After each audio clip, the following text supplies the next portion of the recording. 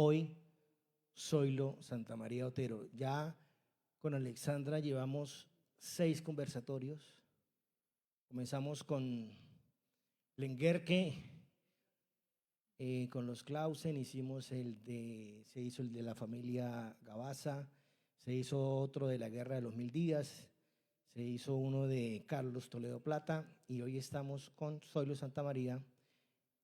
Lo primero es agradecerle a Zoilo Santa María Jr., porque ustedes no se imaginan el trabajo que nos costó convencerlo, ¿sí?, de hacer este conversatorio. Es importante, como yo soy pues una persona que lleva ya 16 años rescatando la memoria histórica del Gran Santander, desde la parte cultural, desde la parte rescatando la memoria arquitectónica, literaria, cívica, todo, a través del Círculo Amigos de Bucaramanga, que somos pues un círculo que agremia personas jurídicas y naturales y formulamos y ejecutamos proyectos y todos van por la línea cultural y más que todo el rescate de la memoria. Por eso, de las múltiples actividades que hacemos, tenemos una línea que son este tipo de conversatorios, acá en la Casa del Libro. Entonces, arrancamos primero con los Clausen y estamos ya hablando de Zoilo. Y Alexandra, para ti ese conversatorio es muy significativo porque este es el primer conversatorio que hacemos de una persona. Don Zoilo falleció en 1998 y si miramos eso cronológicamente es relativamente reciente, ¿sí? Entonces, muchos de los que están acá son familiares, lo conocieron y muchas personas todavía en Piedecuesta saben quién fue Zoilo y el impacto que él dejó es un impacto muy grande y por eso estamos acá. Entonces, quería primero que Alexandra nos cuente ¿por qué este conversatorio es tan significativo para ti en el día de hoy? Gracias, Diego, y buenas noches a todos. Gracias a Casa del Libro Total y a la familia Navas por poner a su disposición este espacio tan bonito para el servicio de todos los santanderianos. Eso es algo que todos debemos agradecer y sobre todo hacer uso de esas instalaciones tan maravillosas. En la Casa del Libro Total pasan cosas muy bonitas, esta es una de ellas. Y como tú lo decías, claro que sí, este es el conversatorio tal vez más importante para mí. Hablar de don Zoilo es hablar de Piedecuesta, de una Piedecuesta que yo conocí y sé de primera mano el impacto que tuvo este trabajo que él hizo, su vida política, empresarial y personal en Piedecuesta, pero lo vi, lo conocí, lo veía en las calles de Piedecuesta y entonces sé de qué estoy hablando. Tal vez los otros conversatorios hay que datearse mucho, hay que leer mucho, hay que hablar con la gente que sabe de historia.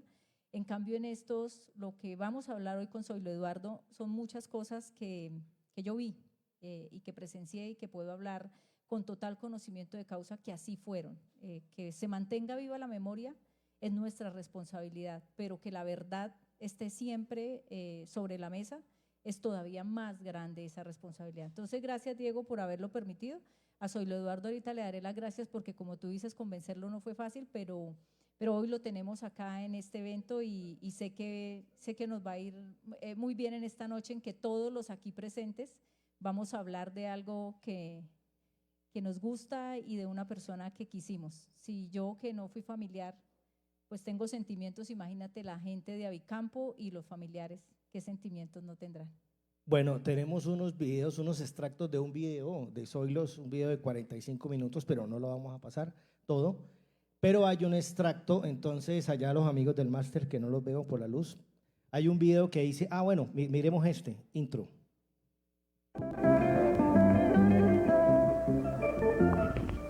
Bajamos por la serpentina asfáltica de Chicamocha para remontar en la cresta sinuosa que desemboca en el valle de Guatiguará.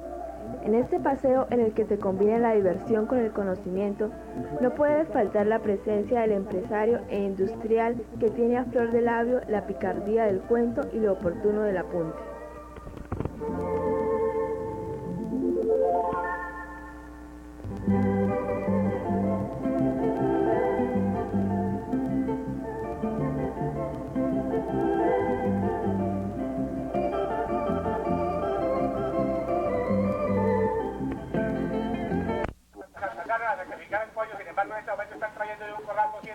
pollos, que los vamos a colgar ahorita para que ustedes aprecien cómo se hace el proceso. Entonces nos corremos aquí a la parte de abajo y vamos mirando allá el proceso de las cosas.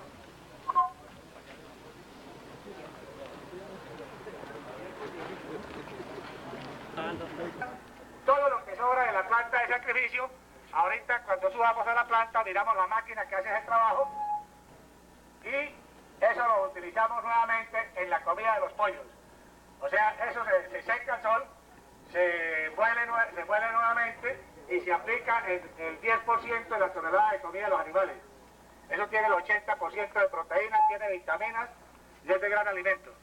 Yo tampoco me vaya.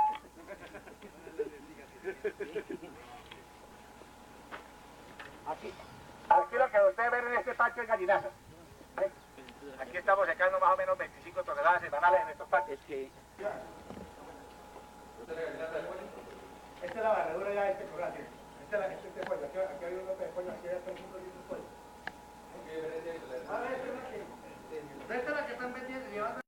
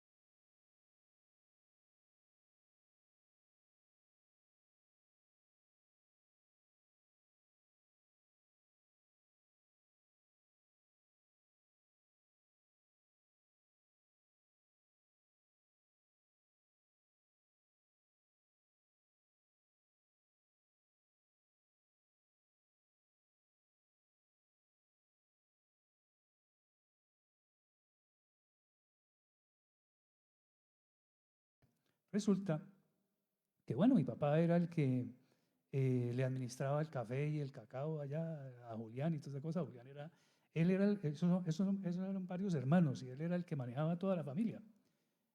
Bueno, entonces algún día estaba Julián allá en San Vicente, en el sitio de trabajo, y andaba buscando a mi papá. ¿Y Zoilo dónde está? ¿Y Zoilo dónde está? Bueno, entonces se fue para la bodega a buscar a mi papá.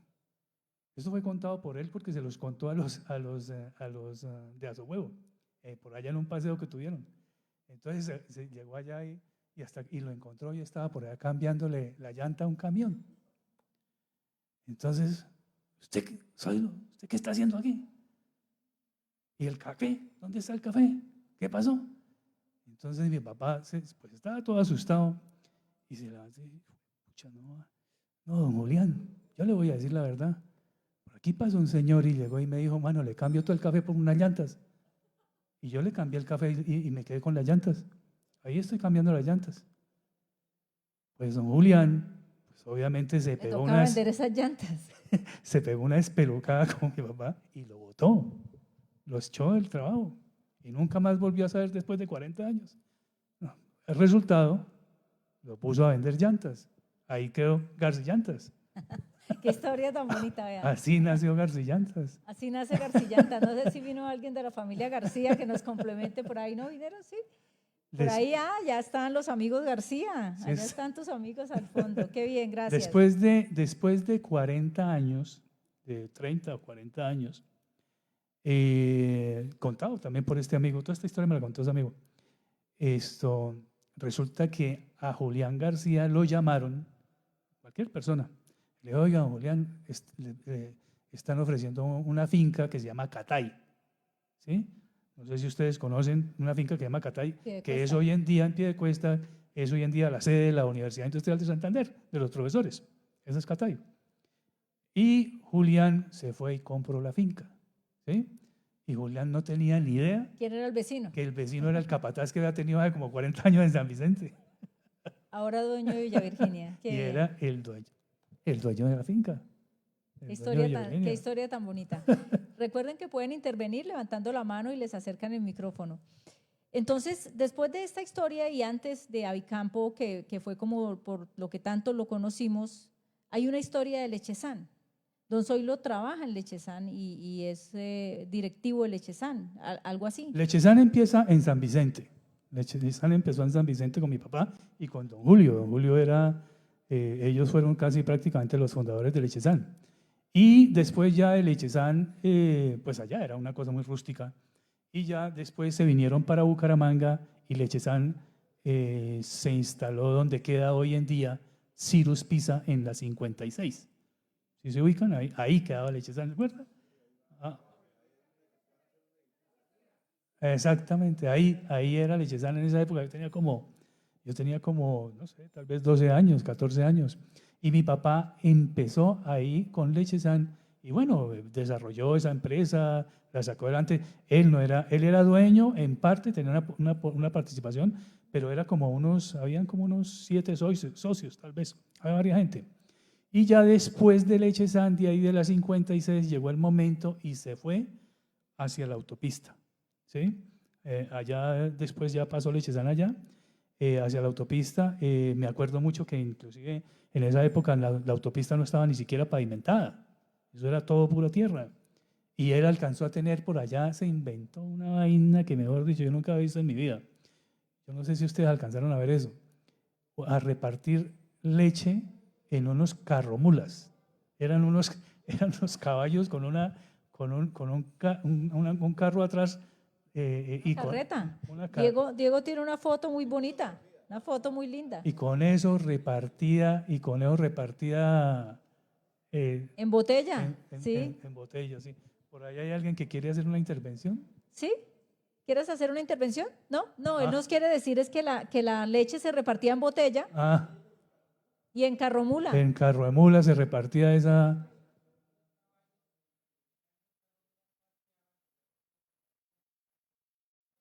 Okay. Sí, los trinitarios y todo eso. Sí. Acá sí hay una intervención.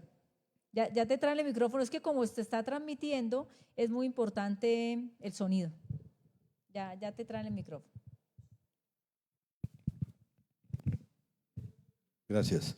Es que antes de que se diera lo de Lechezán, Santander tiene una historia con una empresa de leche que aquí funcionaba en Bucaramanga. Y como usaban formol, murieron muchos niños y entonces esa empresa fracasó. Y también era de unos familiares, Ardila, ¿sí? Los que luego son dueños del espacio. Ellos eran los dueños de esa empresa y esa empresa cerró y por eso Zoilo logró trasladar de San Vicente y empezar a convencer a la gente de que no compraran leche que les llegaba a la casa, sino de Lechezán. Y eso fue lo que permitió el crecimiento de la calle 56 a la autopista. En mi casa yo era el encargado de ir por las 6 botellas en una estructura metálica. En una cosa metálica, ¿verdad? Sí. Sí. Y me tocaba pegarme la caminada hasta la 56 y luego hasta la autopista para traer la leche a la casa. Ok, después vino la distribución acá. Ya les pasan el micrófono. Una pequeñísima observación. La historia esa de la leche con formol que mató niños fue lo que hizo que entonces al empresario de ese negocio lo llamaran bien llamado Herodes. Oh, por Dios. Yo no alcancé a conocer esa historia, le cuento. ¿A Herodes? No, no alcancé a conocer a Herodes. No, pero la historia del formol. No la esto, conocía, yo no. tampoco no sabía que eso había Es pasado. que creo que el formol, Eso como nos que lo enteramos. echaban, mucha gente le echaba formol a la leche para conservarla, ¿era? ¿Quién le fue la Ah, mano? Don Luis Ardila Gómez. Creo que atrás hay otra intervención, Buenas. ¿cierto? Sí. Sí, bueno, no, yo quisiera remontarme por cuando se montó Lechezán en San Vicente.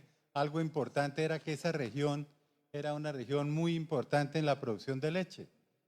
En estos días con alguien también a raíz de que hablábamos de este conversatorio, nos hicimos una cuenta de cuánta leche se recogía en los alrededores de San Vicente en esa época y llegamos a ver que se recogían más de 15.000 litros de leche diarios, porque habían fincas que eran ganaderas que estaban en el valle del río Chucurí y el valle del Sogamoso, que recogían casi cada una de 10 o 12 cantinas de leche. Estaban entre esas la finca La Estrella, Montebello, La Lajita, La Fe, la parroquia, el litoral de don Julio Martín Acevedo. el litoral. Sí. Todas estas fincas, el recogido diario de ahí, y yo creo que eso también le dio una fortaleza a Lechezán, era que tenían una oferta de leche muy importante, que hoy en día esa región ya no es eso. Después se fue para el sur del Cesar, que es donde fue también un crecimiento importante, pero el inicio también es importante allá porque había una gran oferta de leche en esa región de San Vicente en los años 60 y principios de los años 70. Claro, eso es lo que los emprendedores visionan y eso es lo que hace que una persona, lo que marca la diferencia del empresario, que ve la oportunidad, primero que tiene la producción, tiene la forma de conseguirla para poder comercializar, pero después encuentra una oportunidad de mercado que se da con esto que nos han contado de la otra empresa que vendía la leche tal vez en cantina y entonces se lanza. Y lanzarse no es fácil, pero es lo que hace un visionario y un empresario y forma una empresa que hasta hoy todavía existe. Y por eso mantener viva la memoria es tan importante porque a veces pensamos que todo fue como hoy está y resulta que los inicios fueron diferentes. Acá tenemos otra intervención. ¿Qué le pasa? Es acá.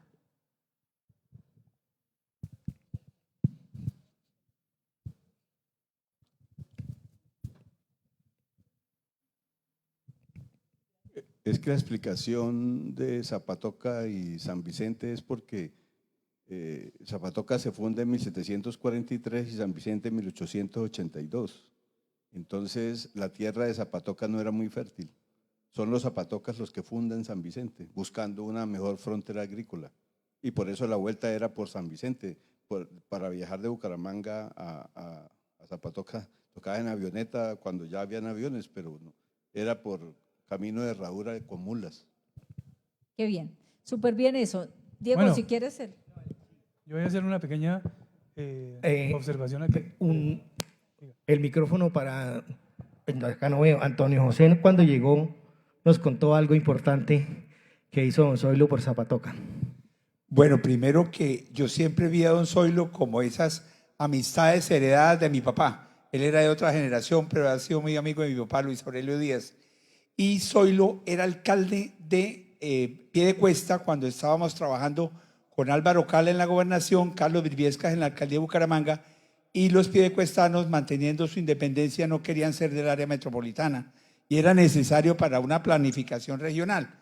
Y Zoilo nos hizo ese trámite, hizo todo, y entonces se inauguró, estaba Germán Alfonso en el área metropolitana y se logró hacer eso.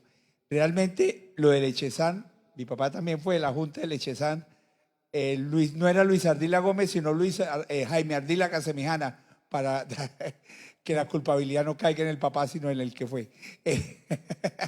Pariente también de San Vicente. Entonces, realmente yo admiré mucho a don Zoilo y realmente me siento muy satisfecho que me hubieran invitado hoy acá. Gracias. Gracias. Gracias muy a amable. usted. Quería, hacer quería, una sí, claridad. es que has hecho varias intervenciones, entonces me parece que es importante que usted nos cuente quién es usted. Eso, eso. Muy bien. Carlos Alberto Otero, hijo de Antonio Vicente Otero, tío de Zoilo y sobrino de Virginia Otero, la mamá de Zoilo. Exactamente. Pariente. Sí.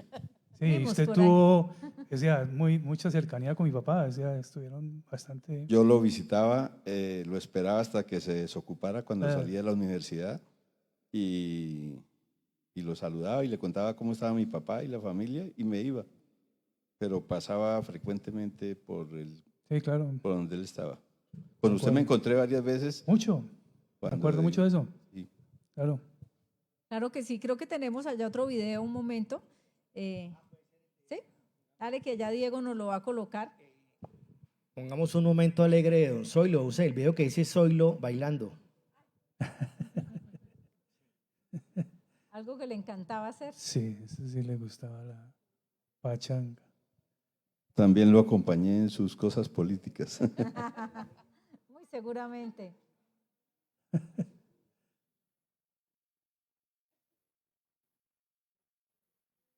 Oh, por Dios. Y él bailaba empinado, ¿no? ¿De acuerdo?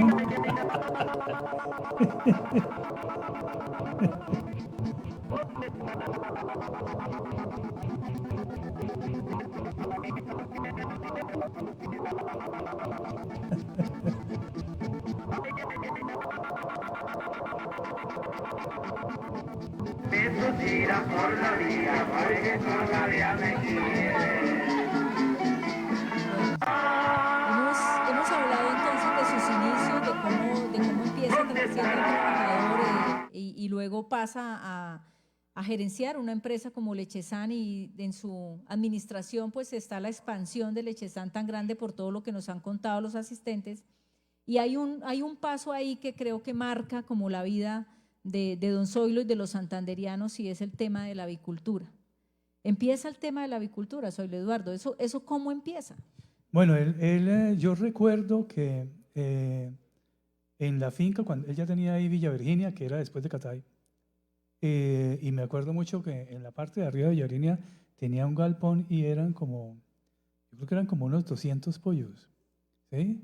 Y ahí mismo, en ese mismo sitio, tenía el matadero de pollos, pero era un matadero todo al estilo de esa época. Acuérdense que en esa época uno mataba los pollos así y les tiraba el pescuezo a los… Lo echaban agua caliente. En esa época, ¿sí? Entonces ahí teníamos unos conos y bueno, ahí se desangraba el pollo y toda esa cosa y luego se pasaba al agua caliente con una olla grande, inclusive me acuerdo, no me puedo olvidar el nombre de la señora María y el termómetro era con el dedo, tocaba y con un palo y con un palo metía los pollos ahí y entonces miraba, cogía un pollo y empezaba a quitarle las plumas y decía, este ya está listo, y se le quitaban las plumas a mano y todo ese tipo de cosas.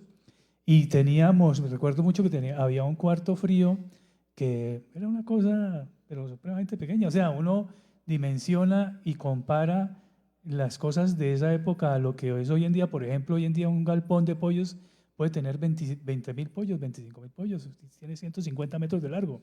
Pero tú me contaste que antes de cuarto frío era la nevera de la casa. Y entonces un día, esa es una anécdota, de las primeras cosas que hizo, pues obviamente, hoy sacrificó como decir, tal vez unos 50 pollos, 30 pollos, no sé cuánto. Y bueno, él se fue, nosotros vivíamos en La Aurora y teníamos un congelador, una cosa muy pequeña. Y mi papá cogió todos los pollos y bueno, llegó allá y los metió todos en el congelador. Entonces, bueno, listo, ya era por la tarde, ya era la venta del día siguiente. Esa fue la primera vez que hizo esa vuelta. Y al otro día, cuando fuimos a vender los pollos, estaban todos verdes. Se apicharon todos. ¿Por qué? Porque evidentemente el pollo cuando sale de la olla que está, esa es una agua que está a 60 grados de temperatura, entonces hay que enfriarlo. Y no se puede meter así todos en un... Y además el congelador no te da. No da, y se le dañaron todos. Y me acuerdo mucho de mi mamá, porque él decía, bueno, pues toca que volver a empezar. No, ¿cómo va a empezar? Que no sé qué, y que me ha dicho medio lío, se le iba armando. Entonces tenía que volver a empezar y volvió a meterse con los pollos. ¿Y esos pollos a quién se le vendían? Esos se vendían en la cuadra, ahí a la gente de la cuadra. ¿A los vecinos? Sí, claro. Eso era una tienda. Era una tienda. ¿Sí? Así empieza Bicampo. Sí, claro, así empezó Bicampo. Eso es lo primero que él hizo.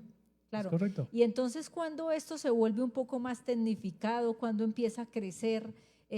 ¿Cuándo es Avicampo? Porque estamos hablando de un señor que tiene en la finca un galpón pequeño, sacrifica ahí, lleva a la casa, mete en la nevera, vende a los vecinos. ¿En qué momento esto se convierte en algo mucho más grande? Sí, ya tiempo después, recuerdo mucho también en la finca, ya empezó a construirse un matadero mucho más grande, ¿sí? Ya con cadenas, automatizado.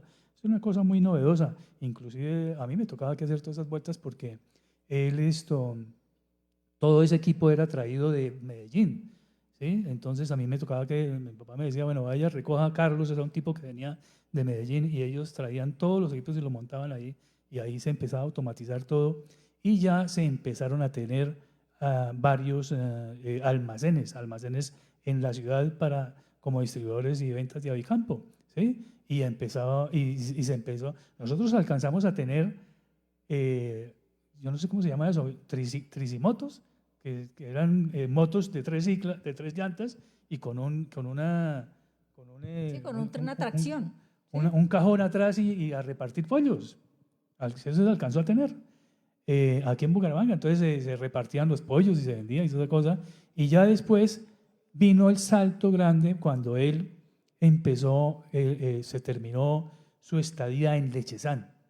Ya en Lechezán, él duró tal vez como unos 15 años, diría yo, en Lechezán, y ya después de estar en la autopista, él, pues, bueno, no tuvieron un acuerdo con los socios y todo ese tipo de cosas, entonces él se retiró de Lechezán y ahí él arrancó ya de una manera mucho más industrial, dedicado totalmente a la avicultura. Él era en esa época, me acuerdo mucho que era Purina la única comercializadora de alimentos de Bucaramanga. Era el único que vendía alimentos y a mi papá lo consentían muchísimo, y le enseñaban, le decían cómo engordar pollos. En esa época engordar un pollo podría durar 80 días, ¿sí? Para sacar un pollo gordo. Hoy en día dura 38 días, 40 días. Claro, Purina era una marca de alimento que de hecho estaba tan en la memoria que todos decíamos, ¿ese pollo es pollo Purina o es pollo criollo? Sí, ¿no? Yo no sé si Purina existe hoy en día. Sí, Purina todavía existe, pero pues hay muchas más marcas, ¿no? Sino que en ese momento tal vez era la que dominaba y como tú nos estás diciendo, le convenía a Purina enseñar a la gente, a los empresarios o a los visionarios a que criaran pollos para que le compraran el alimento. Entonces así empieza él a ver esa oportunidad y se da entonces a Bicampo. Y creo que ahí viene un factor muy importante para Piedecuesta, porque Piedecuesta en los años 70 y en los años 80 dependía económicamente de la panela y del tabaco. La gente allá o trabajaba en el trapiche o trabajaba en el fabriquín. En todas las casas o en la mayoría de casas había fabriquín. Y viene don Zoilo con esta industria. ¿Y por qué Piedecuesta? Porque Villa Virginia, la finca donde él empezó a criar los pollos y donde tenía ganado y demás, pues queda en Piedecuesta, ¿sí? Eso queda ahí en Los Colorados y más arriba de Catay. Y entonces empieza a darse un fenómeno de empleo en Piedecuesta muy fuerte. Y empieza este empresario a generar desarrollo social con empleo en Piedecuesta. Y yo recuerdo, yo estaba muy niña y recuerdo ver a don Zoilo llegar a la esquina de Los Varados, calle 10, carrera sexta, en Piedecuesta, la esquina de Los Varados. Allá se hacía la gente que no tenía trabajo. Entonces, él pasaba por ahí, era paso obligado, porque esa era la calle real por donde se salía, pasaba carrera sexta, Hacienda el Puente y salía derecho a Colorados para ir a Villa Virginia, y él pasaba como en un jeep, recuerdo. Y entonces la gente que estaba ahí, él se la llevaba para Villa Virginia, entonces siempre él paraba ahí y la gente le decía, don Zoilo, que es que no tengo trabajo, camine, y en el jeep y para Villa Virginia. Y muchas personas cuando querían emplear a alguien en su casa, acordémonos que en los años 80 ser bachiller era pues lo último, ¿no? Ya salió bachiller el chico o la niña y ¿qué la ponemos a hacer? Y entonces no toca ir a buscar a don Zoilo. Esto que estoy diciendo es cierto, así se manejaba, toca ir a buscar a don Zoilo al parque. ¿A dónde? A la esquina de Los Varados o al parque, porque él por ahí habita, y empieza a generar todo este empleo en Piedecuesta, que es lo que marca un hito para toda su vida, lo que viene después con él. El generador de empleo era un gran generador de empleo. Zoilo Eduardo me ha contado que Villa Virginia podía tener 500, 400 empleados, 600, y pues la mayoría eran de Piedecuesta. Pero además de eso, había otro fenómeno que se presentaba y era cuando había que descargar los camiones. Había que descargar los camiones y se necesita mano de obra, se necesitan coteros ya, que se les paga a destajo, se les paga al día. Entonces hay que conseguir varados en Piedecuesta, ¿sí? Hay que conseguir los varados. O sea, los que no tienen algo que hacer hoy, hay que ir a recogerlos pues algunos iban también, claramente, pero hay que ir a recogerlos a la esquina de Los Varados, ¿no? Dime. ¿Alguien quiere hacer un aporte? Creo que allá atrás. Sí, gracias. Esa es la foto de don Zoilo cuando hizo la primera comunión. Por favor. Muy bien. Gracias. Allá atrás. Mi nombre es Fernando Sanabria. Mi profesión es médico veterinario zootecnista. Y empecé a trabajar con don Zoilo en el año de 1977, donde le habrían 14.000 pollitos y ninguna gallina. 14 años después habían 450.000 pollos y no me acuerdo exactamente, pero muchos galpones de gallinas. Yo le debo mucho porque fui y aprendí la parte del emprendimiento y cómo se trabajaba. Trabajábamos de 4 de la mañana a 9, 10 de la noche y al otro día 4 de la mañana otra vez dándole a ese trajín y viendo la salud y la parte de los pollos. Por eso vivo muy agradecido con don Zoilo, porque fue el primer empleo que tuve después de ser profesional. Hola, qué bueno verlo, doctor Sanabria. Mejor dicho. Testimonios, excelente, claro. De testimonios como este está lleno. Yo iba con el doctor Sanabria a la Mesa de los Santos y eso allá, o sea, estamos hablando de 40 años, y ahora pollos a ver si tiene alguna enfermedad que tiene esto. Yo era mirándole ahí a ver si le copiaba alguna cosa del doctor Sanabria. Pero muy cosas buenas. como las que ha dicho el doctor Sanabria, Zoilo Eduardo y toda tu familia que hoy está aquí. Sí quiero decirles que Piedecuesta está llena de estos testimonios. Cuando uno menciona a don Zoilo en Piedecuesta, la gente dice lo que dijo el doctor Sanabria. A don Zoilo le debo mi primer empleo y haberme quedado 30 años en Villa Virginia, dicen muchos, y quedarme trabajando en una gran empresa. Bueno, muchos testimonios como estos existen hoy todavía, muchas personas lo recuerdan, porque era así como se movía este asunto. Pero hay otro asunto y es que yo también recuerdo que él tuvo unos asaderos de pollo, se llamaban Paco, para comer, ¿sí? Así Sí, era que sí, se sí, llamaban. sí, correcto. Pero antes de eso tú me dijiste que hubo otro, antes de Paco, No, el de Cacareo. el del cacareo. Sí. Ah, sí. Bueno, lo que pasa es que, a ver, esa es una historia, a ver, para los que están aquí, bueno, todos saben y conocen el asadero Los Cacareos. Ese asadero perteneció a Del mi Riviera. papá, el que queda famoso, creo que se llama Udine, porque el señor Udine, él trabajó con mi papá, él trabajaba con mi papá en Barranca. Y entonces, mi papá abrió ese asadero ahí que queda en la 33. Aquí queda en el Riviera, en la Ahí más abajo 32 del con Riviera. Y me acuerdo mucho.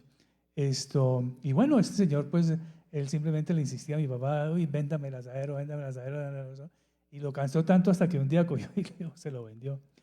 Y mi papá, ese era, por ahí subía por la calle 36 para ir a la casa. Y siempre que pasaba por ahí, ese hombre, me ha dicho que ahí lloraba de haberle vendido el asadero a ese tipo. Quedó toda la vida, toda su vida, quedó arrepentido de haber vendido ese asadero. Eso fue un error muy grande de él, pero bueno, así pasó eso y qué más se puede hacer. Claro, y después de que ya está esta industria tan desarrollada y está generando tanto empleo y tiene tanto impacto en Santander, viene un tema de la mesa Oiga, de los pero santos. perdón que me acordé de una cosa, hablando del cacareo y del asadero de pollos. La que hacía el adobo de los pollos era mi mamá. El adobo de los pollos, ella fue la que se lo inventó. Y si no estoy mal, creo que la venta del cacareo fue con ese... Con la receta del adobo. Sí. Ahí debemos su éxito. Bueno, ¿y qué entonces? Y entonces la mesa, ¿cuándo aparece el tema de la mesa en el radar? ¿No? Estamos en Villa Virginia, estamos en Piedecuesta, el desarrollo, ya don Zoilo ya no está en Lechezán, está enfocado plenamente en el tema de Avicampo, pero luego viene un asunto con la Mesa de los Santos que creo que vale la pena que lo conversemos. En la Mesa de los Santos, bueno, la mesa, como lo contaba anteriormente, uno de los mayores terratenientes de la mesa era don Julio Martín Acevedo Díaz, que es el que tiene allá hoy en día, bueno, no él, no existe, pero la familia es la que tiene lo que se llama el Café de la Mesa de los Santos. Todo eso era de él. Entonces, él tenía, tal vez yo diría que unas 5,000, el roble, tal vez unas 5,000 hectáreas. Y mi papá, pues, él sabía para dónde, nadie sabía para dónde iba, pero él era el único que sabía. En esa época, la Mesa de los Santos es un desierto. La verdad, si usted va después de por allá por Acuarela y todo eso, todo esto es amarillo, la tierra es amarilla, eso es un desierto. Aparte de que no llueve casi, es un completo desierto. Entonces, nadie veía la Mesa de los Santos como un sitio para poder cultivar y todas esas cosas.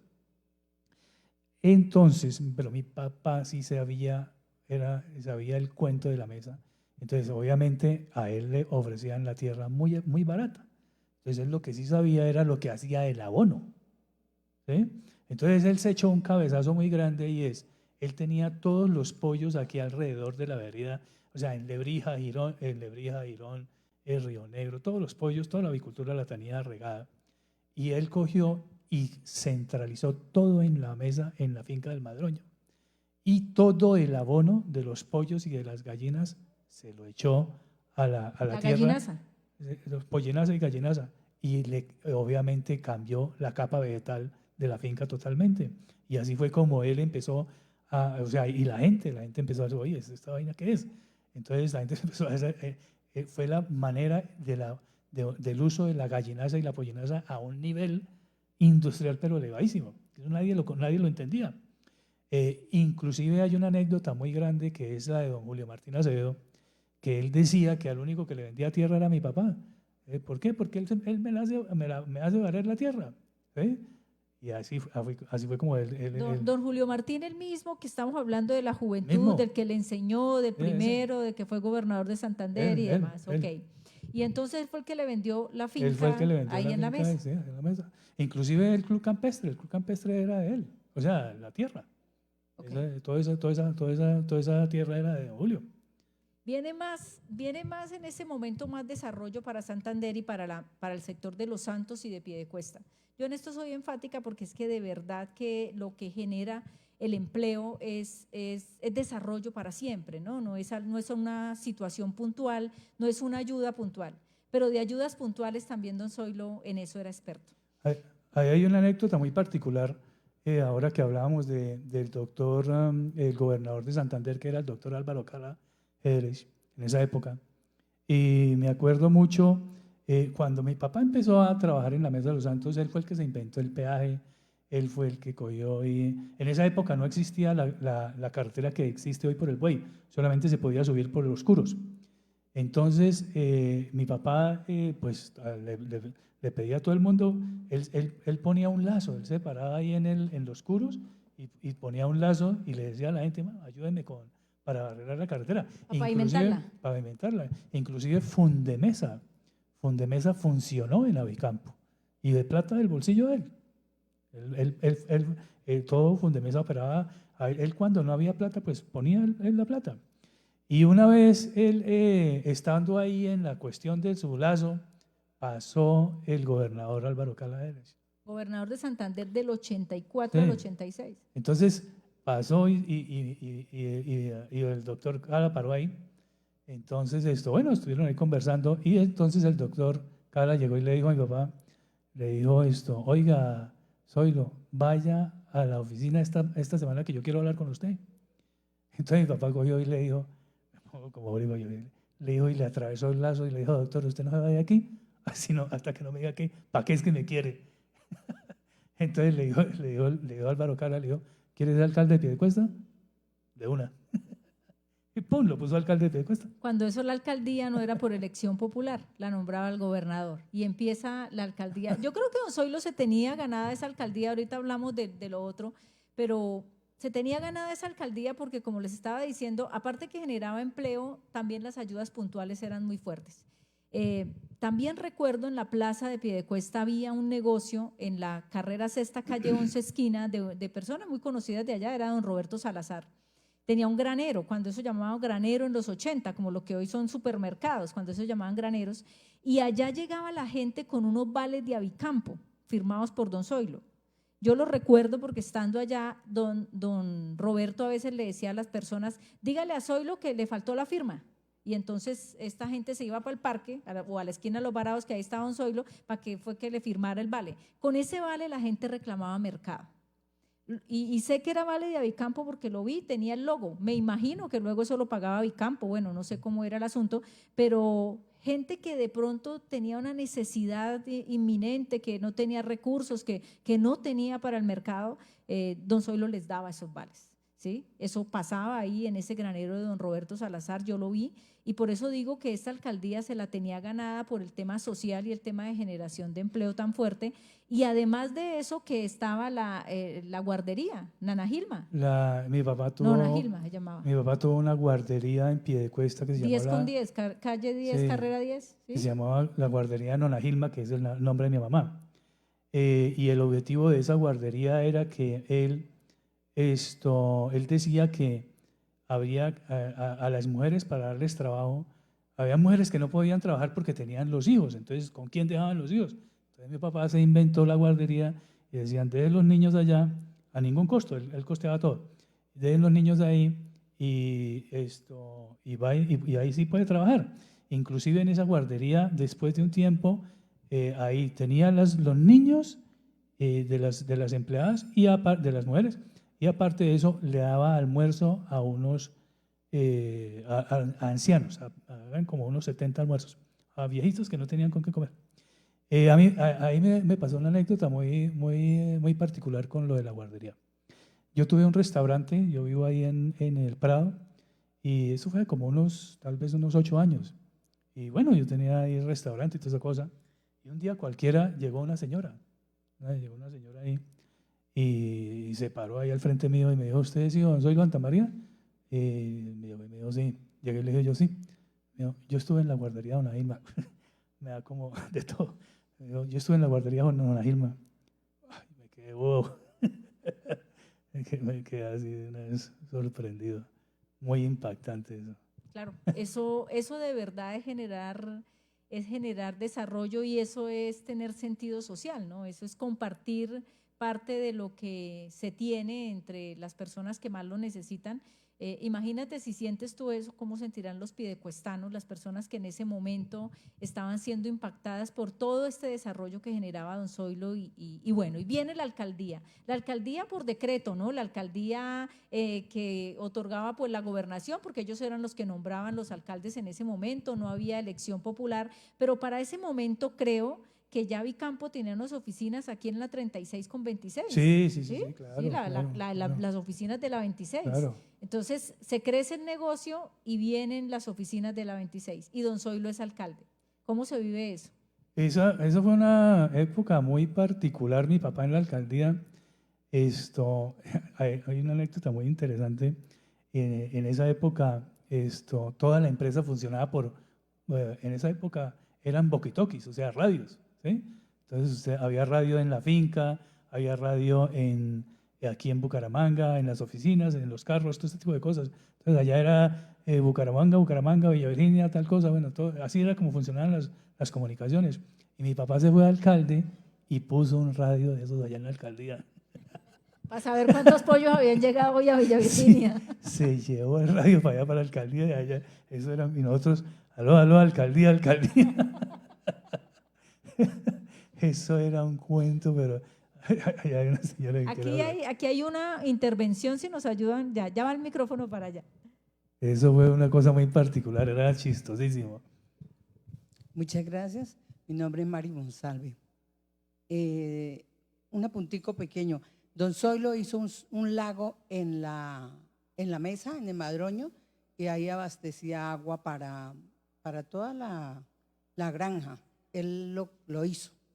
Él lo hizo. Y lo otro es que a mí me tocó esa época en que Bucaramanga, que a Vicampo Madroño, sí, Madroño, le copio. A mí me tocó esa época. Yo fui a trabajar allá con mi hermana Cecilia. Sí. Estábamos en el parque haciendo campaña para don Zoilo porque creo que sí era por voto, porque nosotros íbamos a visitar algunas familias. Sí, eso fue elección. Y algún día don Zoilo le dijo a mi tía Teresa Palomino, ¿y estas chinas qué hacen? Entonces dijo, no, pues no, ahorita no está haciendo nada, ya salieron de estudiar. Dijo, eso echémoslas para arriba, para la mesa, que yo las necesito allá. Así era. A clasificar huevos. Eso echémoslas para arriba allá. Y le digo, pero las chinas, ¿cómo van a hacer para arriba y para abajo todos los días? Digo, no, eso allá hay unos alojamientos y allá le damos una casa a las chinas para que queden allá. Y don Zoilo fue nuestro conductor en una camioneta Loop. Así es. Don Zoilo Eduardo, que estaba sardino. Allá atrás hay otra intervención. Sí, miren, ¿qué pasó? La elección popular de alcaldes en Colombia empezó por un decreto que se dio en el año 88, marzo del 88, y en el 89 ya hubo elección popular, pero don Zoilo fue alcalde antes por decreto y después participó en unas justas políticas de las que, bueno, más tardecito vamos a hablar, así que enseguida. Buenas noches, mi nombre es Luz Mary Villamizar. Yo vivía en Piedecuesta. Las gallinas de hoy en día no tienen el mismo sabor de las de antes con don Zoilo. ¿Y alguna gallina en especial que se haya salvado de la guillotina? Pregunto. Ese es otro tema. Perfecto. Entonces viene este tema de la alcaldía. Yo me imagino, no sé, esto es algo que pongo ahí sobre la mesa, la familia sabrá, pero yo creo que los recursos que salieron del bolsillo de don Zoilo y de Avicampo para las obras de la alcaldía, pues debieron haber sido muchos porque su corazón era muy generoso. Sí, me acuerdo mucho de eso. O sea, en una alcaldía, una obra que se quiera hacer tiene que pasar por manos del consejo, ¿no?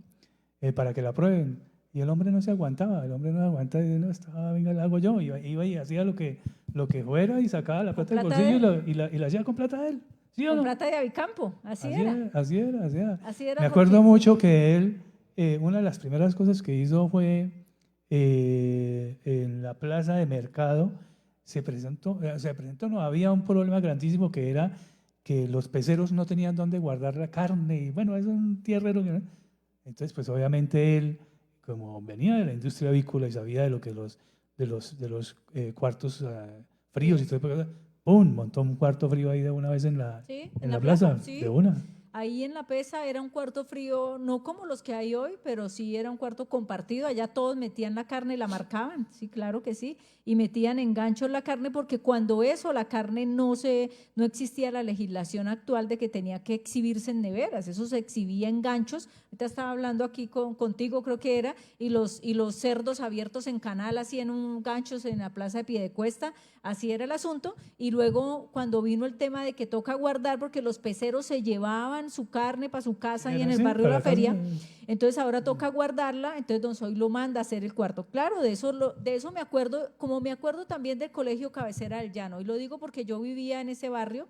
Y ese barrio antes era un cañal, ¿no? Como todos los barrios de Piedecuesta, pues antes de nacer, era Cañadulzal, lo tumban y hacen unas casas de interés social. Estoy hablando del año 84 que se entregaron esas casas, siendo presidente este señor Betancourt, Belisario Betancourt, y entrega estas casas, y una casona antigua, que era la que tal vez era del Trapiche, de la Casa de los Vivientes, quedó en pie, y ahí se hizo una escuelita, y yo hice kinder en esa escuelita.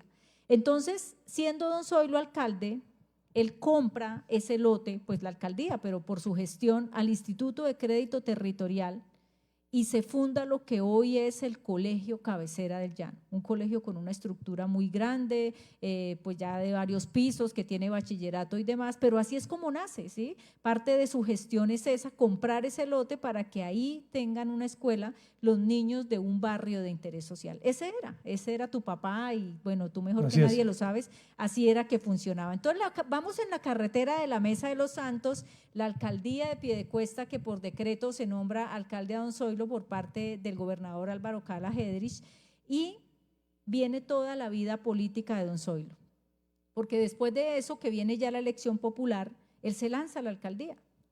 Sí. En plaza pública. Sí. Siga. Sí, aquí hay una intervención. Aquí hay otra. Hay dos intervenciones, ya les traen el micrófono.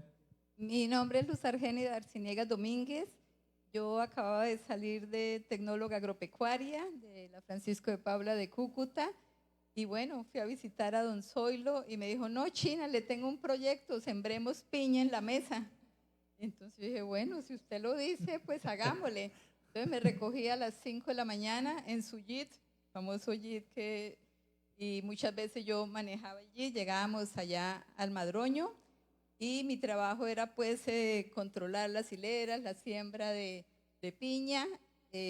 Bueno, eso era un proyecto largo, y al final pues yo no pude estar hasta el final del proyecto, pero me encantaba pues esta persona tan visionaria, cuando la mesa pues era realmente un peladero. Entonces uno decía, bueno, esto para esta mesa pues tenía vista, tenía cosas maravillosas, y también fue cuando él empezó pues a utilizar la gallinaza, que fue la bendición de la Mesa de los Santos. Después otro compañero de universidad mío, Gabriel Monroy, entró también a trabajar, a administrar arriba los galpones, y hay una anécdota, y es que pues Gabriel se fue con su esposa, vivían allá en una casita, a las 4 de la tarde hacía un vendaval, un frío, y la esposa pues estaba esperando bebé, y llegó el momento del parto y no había transporte, no había nada había un tractor. Entonces Gabriel le dijo, no, mija, pues usted verá si la bajo en el tractor hasta la carretera. Entonces dijo, no. Entonces la hija de mi compañero querido Gabriel Monroy nació allá en el Madroño. Historia bonita. Hay otra intervención, creo. Sí, aquí, por favor. La parte política la conozco porque lo acompañé, y a la vez que él era el alcalde de Piedecuesta, surge el movimiento conservador auténtico. Y en la familia hay liberales y conservadores, y mi papá, por haberse criado por la muerte de mi abuelo tan temprano en San Vicente, pues era liberal, y yo también lo soy. Pero como Zoilo era familia, yo trabajé con él. Y el dinero que iba para para que él pudiera trabajar con Carlos Plata Castilla, que era el socio, el compañero de fórmula. Zoilo siempre iba de segundo, entonces salieron al Consejo de Bucaramanga, pero Zoilo le decía a Carlos, vaya usted porque yo no tengo tiempo, y luego diputados. Y ahí se hizo un trabajo, pero lo que se quería imprimir en ese movimiento conservador auténtico era todas las buenas obras y las cosas sociales que él le quería imprimir, y por eso se llamaba Movimiento Conservador Auténtico y no se juntaban con ningún otro conservador. Así es.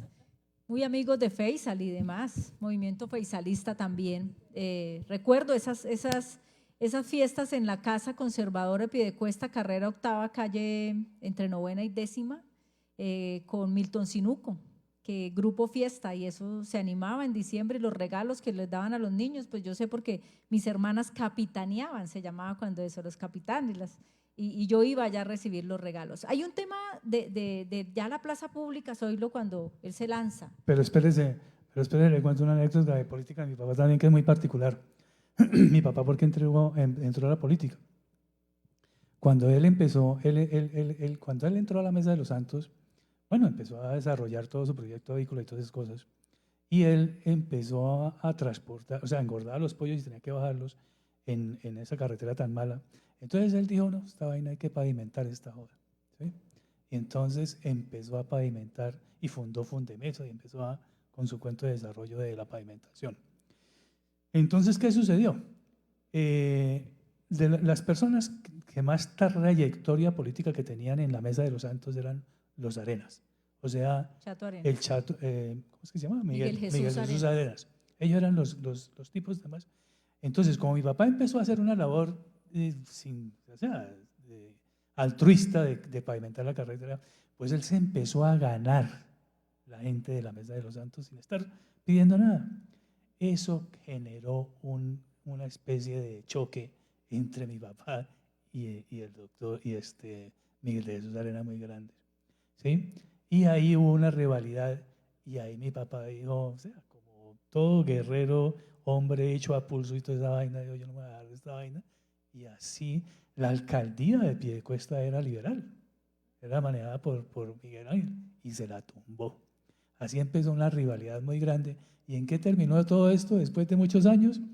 En que, yo no me acuerdo cuándo fue que le pusieron el busto a mi papá en la Mesa de los Santos, y yo fui a esa inauguración del busto.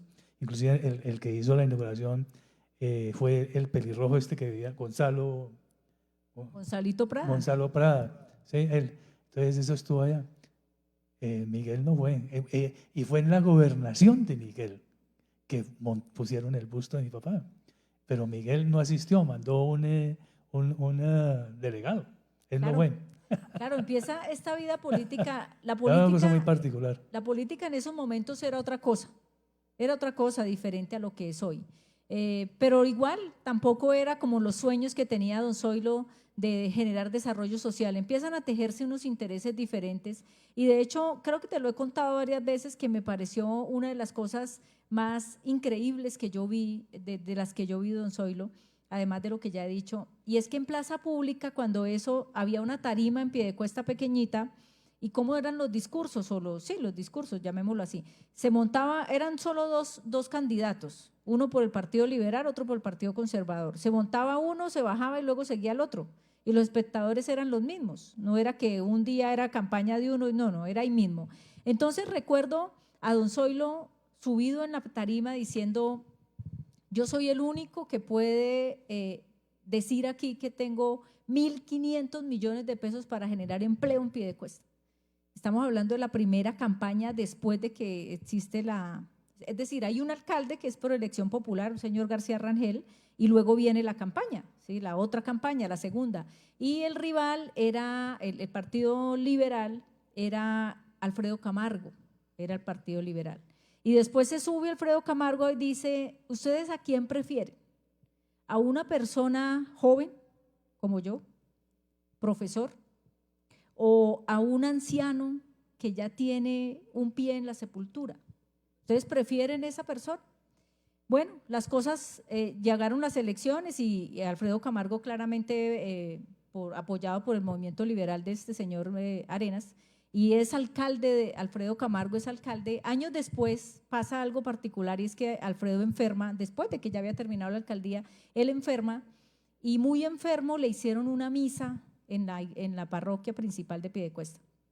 Ya estaba muy enfermito, ya tocaba que lo cargaran así entre dos personas y nos llevaron, yo estudiaba en el colegio y en el colegio donde yo estudiaba, Alfredo había sido coordinador en la noche, en la jornada nocturna, en el Baín. Yo estudiaba en el Cefeco y él era del Baín. Entonces por eso nos llevaron a nosotros. Y algo que nunca olvidaré es que la primera persona que estaba arriba en el altar y que lo recibió fue don Zoilo, ese día. Eso dice mucho de la clase de persona que él era. De cómo pasa la página de un tema político y queda lo humano, porque para él las personas sí eran importantes. Eso me marcó mucho, porque yo había estado en el discurso en la plaza pública cuando se dijo otra cosa, después viene el secuestro de don Zoilo y otras cosas, pero lo que quiero decir con esto es que cómo una persona es tan altruista y tan humana y aparte tan humilde de estar allá en el altar recibiendo a Alfredo, que fue la última misa que se hizo y la última vez que se vio públicamente a Alfredo, porque a los pocos días falleció. Muy interesante eso. Es correcto, así es. Ok, entonces viene ya entonces la parte del tema político, de lo que pasa. Yo me imagino que todo esto pues va abriendo como una brecha entre el empresario y el político y el líder, que también se traslada al tema económico, ¿sí? Pero, me imagino yo. sí, pero hubo una parte también muy importante que fue la parte donde él empezó en su carrera por el desarrollo de la Mesa de los Santos, empezó a buscar, la Mesa de los Santos, como lo hemos comentado, pues es un desierto y no hay agua, y él empezó a buscar agua, que fue en la vereda San Isidro. Eso es una carretera que va hacia Málaga, y allá es donde lo secuestran, ¿no? Que esa fue la parte más complicada. Donde a él, o sea, nosotros le decíamos, todo el mundo le decía, no vaya por allá, porque en esa época eran los 90, ¿sí? Y esa era una zona roja, ¿sí? Pero él iba hasta que se lo llevaron. Yo tengo una anécdota muy particular de esa historia. Resulta que yo soy caminante de montaña, he caminado muchísimo, me he caminado pues muchísimo territorio. En esa época uno llega a Pescadero en carro y a mano derecha coge montaña, por ejemplo, para la Mesa de los Santos, y a mano izquierda se va para Huaca. Se puede ir a Huaca o a San Andrés a pie por toda la montaña. Bueno, entonces algún día nos fuimos con un grupo de amigos y toda esa cosa, y ahí nos fuimos para Huaca a pie. Uno llega a Pescadero a las 6 de la mañana y empieza a subir la montaña. Eso se demora como unas 4 o 5 horas subiendo la montaña. Y llega uno así arriba y eso se llama la Vereda del Contento. Allá hay una casona grandísima. Ese era antiguamente el camino de hace 200 años de la gente cuando venía a Bucaramanga. Esos eran los caminos que recorrían. Allá había una casona, allá, y todavía existe una casona, y ahí llegaban los campesinos y paraban, y con las bestias, todo eso era como puros animales, burros. Bueno, y ahí más abajo de ahí de la casona es donde está, en la Vereda del Contento, hay una casa de unos campesinos, y nosotros subíamos, era una pareja de campesinos y tenían 4 hijos. Eso fue como en el año 2005. Inclusive él tenía 4 hijos, eran 3 mujeres, en esa época eran niñas de 10 años. Hoy en día son chinas grandes, inclusive hay una que se lanzó al Consejo de Piedecuesta, no me recuerdo cómo se llama. Entonces nosotros íbamos y nos quedábamos allá en la casa de ese señor y llevábamos carpa y dormíamos allá en la casa del señor. Entonces un día cualquiera estábamos allá y bueno, pues llegábamos y ahí nos preparaban comida y toda cosa. Y bueno, entonces mis compañeros pues obviamente decían mi nombre, Zoilo para allá, Zoilo para acá, Zoilo para allá, Zoilo para acá. Entonces llegó el campesino y me llevó hacia un lado y llegó y me dijo, oiga, disculpe la pregunta, ¿usted es algo de un señor Zoilo Santa María? Y dije yo sí, yo soy hijo. Me da como cosa. Llegó y me dijo, aquí fue donde tuvieron a su papá secuestrado. Toda la carretera y todo el camino por donde yo iba, es donde él estuvo secuestrado. Lo recorrió el papá. Todo, el cambuche, todo, me conocí toda esa vaina. Increíble, increíble. Eso fue tenaz. Viene Zoilo, esta parte donde Avicampo deja de ser de la familia Santa María, año 95 más o menos. Sí, ¿Viene sí, la sí, venta de más o Avicampo? menos. Eso es una cosa muy bastante fuerte, difícil. Pues fue una época muy complicada económicamente. Eso se negoció esa empresa con todo, con Italcol. Esto, bueno, no había más que hacer porque pues la situación del secuestro y todas esas cosas. Los 90 fueron muy difíciles de los intereses y los pagos de todas esas cosas. Entonces, pues hubo la necesidad de vender y se hizo una negociación. Bendito Dios, lo más importante, no solamente fue en esa época, no solamente fue la empresa de mi papá. Esa fue una época muy difícil para muchas empresas. Todas las empresas se estaban quebrando por la situación tan compleja que había a nivel de gobierno, que los intereses, todo ese tipo de cosas. Pero lo más importante que se logró hacer fue que, con mi papá, fue que había unas deudas. Las deudas sumaban casi como 3.500 millones de pesos en los 90, eso era muchísima plata. Y en el negocio, en ese negocio que hizo con mi papá con Sebastián Carbone, lo primero que se hizo era que había que pagar toda esa deuda. A todo el mundo le pagaron todo, a todas las personas.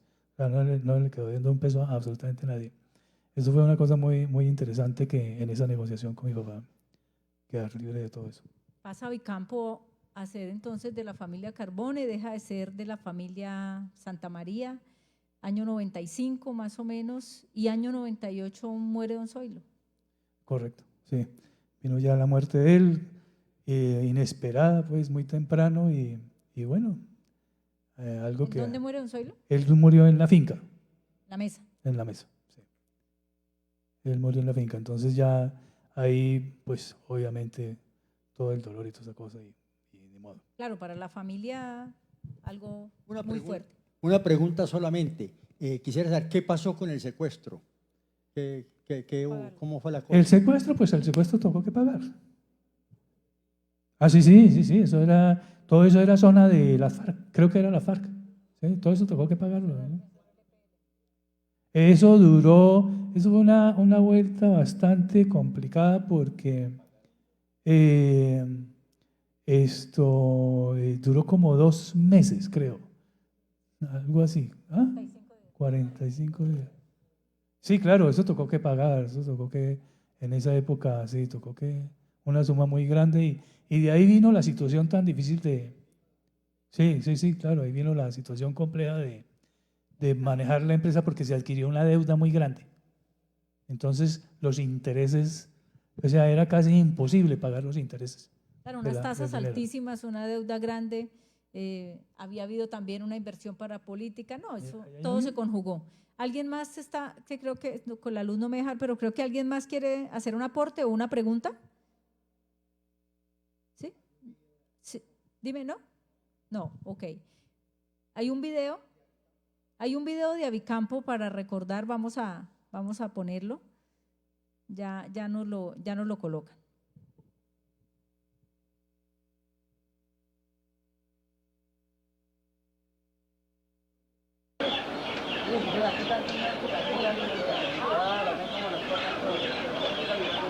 Ahí es el desangrado del animal. El animal lo cortan aquí a la entrada. Ahorita van a ver ustedes. Ahí hay un señor que está guardando que le llegue el pollo.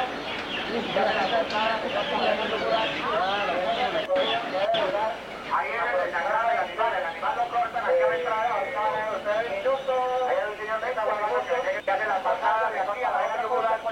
Tiene el recorrido que debe durar aproximadamente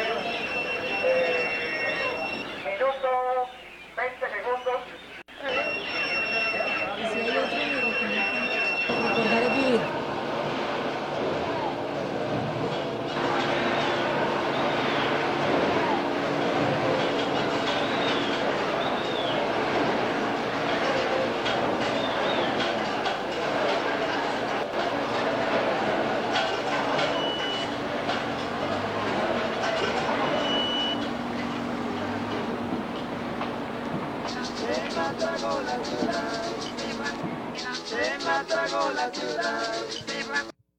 otro video que es Zoilo cantando, ya que está sonando bien el audio.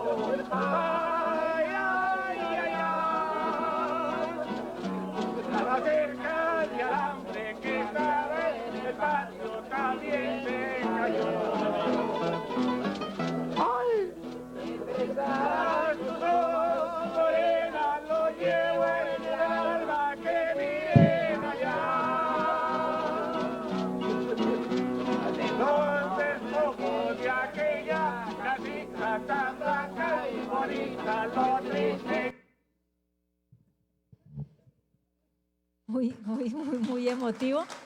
Hay aquí una intervención porque a partir de este momento pues están abiertas las intervenciones para todas las personas que quieran hacer preguntas y vamos a finalizar adelante con un audio que nos envían alguien muy interesante.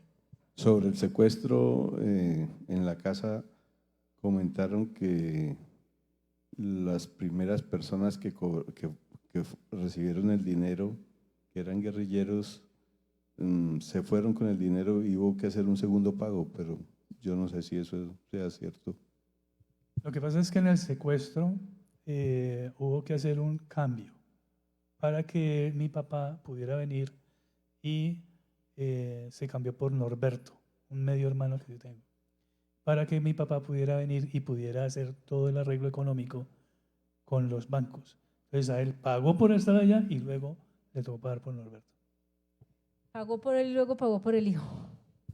Increíble. ¿Alguien más quiere hacer una pregunta o una intervención?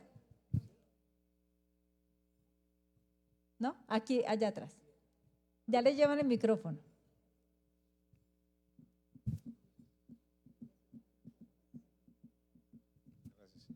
Sí, don Zoilo fue alcalde por nombramiento, como se ha manifestado, ¿no? Por el doctor Cala. Él finalmente en la campaña y en la parte política, ¿fue elegido o únicamente fue alcalde por nombramiento? En esa elección, él perdió las elecciones. Las perdió con Alfredo Camargo. Sí. Sí, perdió. Él con Carlos Plata Castilla, él estuvo, bueno, lo que pasa es que con Carlos Plata… De segundo lugar está don Zoilo, Sí. suplente. Él no quería mayor cosa. Lo que pasa es que él era el que No, ponía la alcalde plata. no. En la alcaldía de Piedecuesta sí, no. Alcaldía fue una vez por decreto y luego perdió las elecciones, que fue lo que les conté allá del señor Camargo. Pero nos están diciendo que a la asamblea, pues que Carlos Plata era y le decía que fuera, pero don Zoilo lo apoyaba, pero nunca iba. No quiso ir ya a ese tema. Pues Piedecuesta era otro asunto, ¿no? Primero más pequeño y segundo allá estaba todo allá don Zoilo era don Zoilo. Tenía muy ganadas esas elecciones donde no hubieran pasado otras cosas. Pero bueno, sí, aquí hay otra intervención. Buenas noches, soy Edgar Mateus Lugo. Realmente, cuando supe de esta conversatorio, pues me sentí muy alegre. Empecé a recordar muchas películas hacia atrás. Me di cuenta que cuando conocí a don Zoilo, era demasiado joven, pero esa diferencia de edad pasó inadvertida porque fuimos grandes amigos. Y hoy, antes de que se termine el conversatorio, yo quisiera hablar del ser humano, de tanto que sabe del ser administrador, del ser empresario, del ser político, pero no hemos tocado esa esencia que era él. Un excelente conversador, un excelente amigo, una excelente persona que se daba, a eso sí lo han dicho, totalmente. Él era así, desprevenido, pero era un excelente ser humano. La partida de él, como le conversaba a Beatriz cuando supe del tema y me puse a revisar, oiga, fue demasiado joven, salió muy rápido. Pero también le decía que vivió 68 años, pero vivió 200. Llegaba y me decía, Edgar, acompáñame al Madroño, lo recojo mañana. Dijo, claro, don Zoilo, ¿a qué horas? Por ahí a las 3:30, no tan temprano, 3:30, porque para él tenía que llegar tempranísimo allá, porque empezaban los trabajos como a las 4 de la mañana, 4:30. Entonces era complicadísimo, porque en ese entonces se gastaba por ahí 1 hora para llegar. Pero lo recuerdo realmente con todo, me disculpan sus hijos, con todo el amor que yo pude haber tenido a él, que casi que era como un papá, pero que realmente fue un gran amigo, un excelente amigo, que lástima que el mundo nos lo quitó muy rápido. Gracias. ¿Hay otra intervención? Pablo, ¿tú? Aquí hay una, si me ayudas. Buenas noches, yo soy Marta Santamaría, la hija de Zoilo Santamaría. Quiero agradecerles a todos con muchísimo cariño por todo lo que han dicho de papi. Muchas cosas que él nos enseñó a nosotros, los principios de ser humanos, de ser caritativos con la gente que se necesita, de tener humanidad. Primero que todo, eso fue lo que nos enseñó a nosotros. Y eso quiero también transmitirlo a mis hijos y que siga las cosas así. Pero quiero de todo corazón agradecerles a todos ustedes por haber tenido el tiempo de venir a celebrar la vida de papi. Muchos viajaron de Bogotá y de otros sitios para venir a estar con nosotros. Muy, muy agradecidos y gracias, Zoilo, por haber hecho esto y por haberlo convencido de ser, porque eso valió la pena como nunca. Estoy muy agradecida. Gracias. Quisiera una cosa, es que si se puede hacer, tomarnos todos una foto aquí al terminar para poder tener un recuerdo de todos los que estuvieron aquí. Muchísimas gracias. Gracias. Dentro de para cerrar. Dentro de todas las cosas que yo recuerdo haberle visto a mi papá, y por ahí Beatriz creo que lo sabe, es una vez en la mesa de noche allá en la habitación de mi papá, dejó un papelito escrito y él decía ahí, nací para servir. Decía. Esa fue su vida, el servicio. Vamos a ver si de pronto Pablo nos puede colocar, si se reproduce el audio de una persona que fue muy importante para quien don Zoilo también fue muy importante, pero que sobre Muy todo para buenas Vicampo. noches. Saludo especial a todos los participantes de este conversatorio, a una figura importante de Santander. Mi nombre es Efraín Ibáñez Guerrero.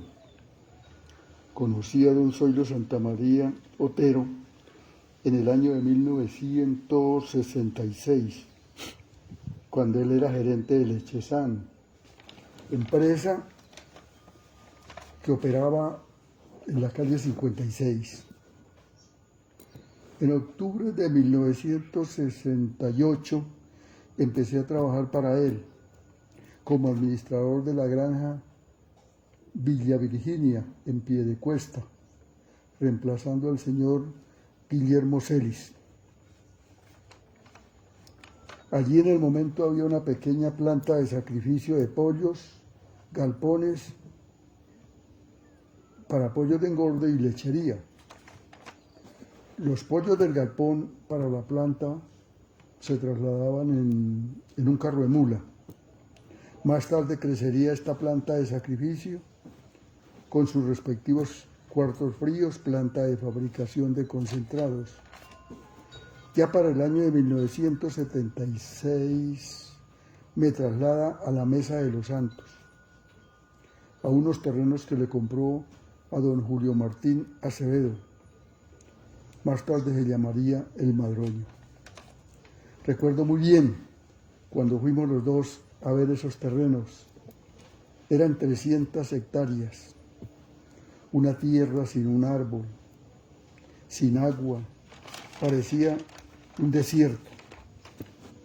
Me dijo, lo que pasa es que esto es muy barato, Efraín, y me la dan a plazos para pagar.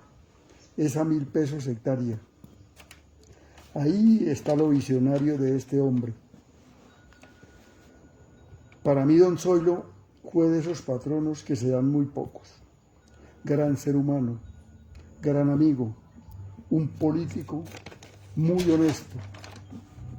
Luchó incansablemente para el desarrollo de la Mesa de los Santos. Creó la corporación Fundemesa.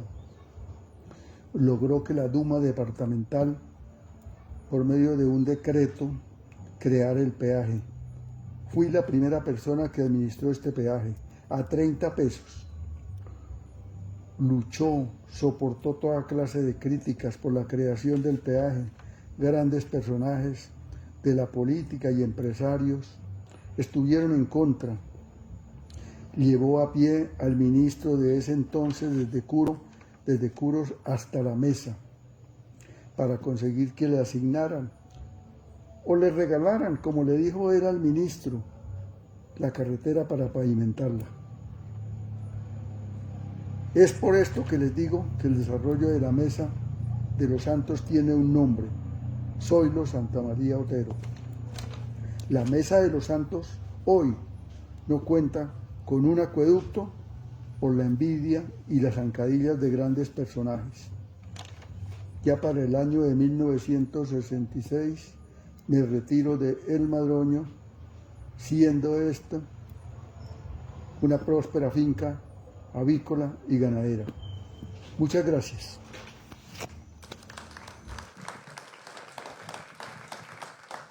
Gracias. Aquí hay una intervención. Sí, lo que confirma, mi nombre es Luis Hernando Arciniegas Domínguez, muy visionario, como dicen ustedes, como ha estado demostrado, porque él me entrevistó a mí para modificar la fórmula del cocker, el digestor de pluma, tripa y sangre, porque era visionario, el sistema le era modificado, la receta, y él quería actualizarla, o sea, modernizarla con la competencia que había. Muy triste recuerdo. 1986 más o menos. Gracias. Muchas gracias. Gracias a todas las personas que han intervenido. Aquí hay otra intervención. Ya viene el micrófono. Es un agradecimiento personal a Zoilo.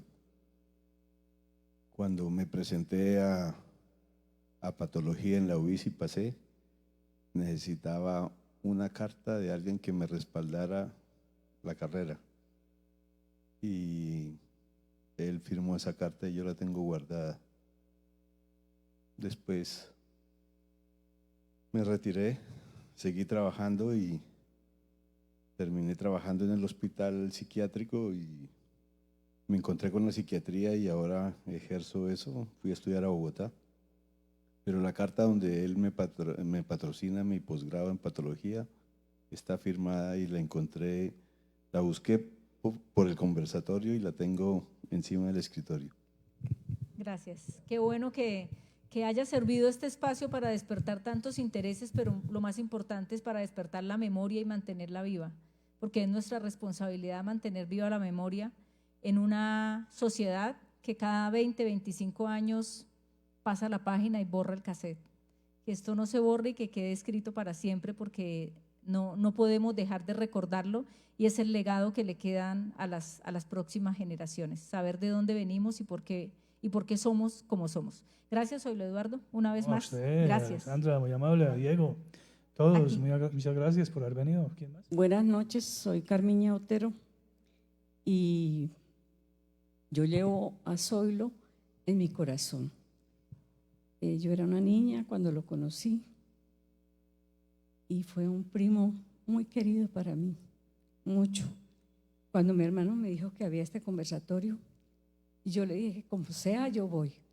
Y me vine ayer en avión y estoy aquí feliz porque lo llevo en mi corazón. Lo quiero mucho, aún lo quiero. Qué bueno, muchas gracias. Muchas gracias. Por favor, la foto. Vamos a despedirnos otra vez con el video de Zoilo bailando porque él era un hombre feliz. Entonces, con ese hacemos el cierre.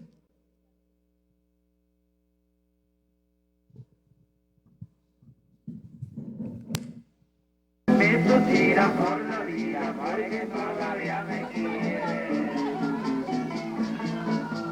Ay, ay, ay, ay. ¿Dónde estará? Estos ojitos que en el cielo cubrirá. Ay, ay, ay, ay. ¿Dónde estará? Bueno, muchísimas, pero muchísimas gracias de verdad por haber asistido a este conversatorio. Ha sido uno de los más emocionales, Alexandra. Este conversatorio nos movió, ¿sí?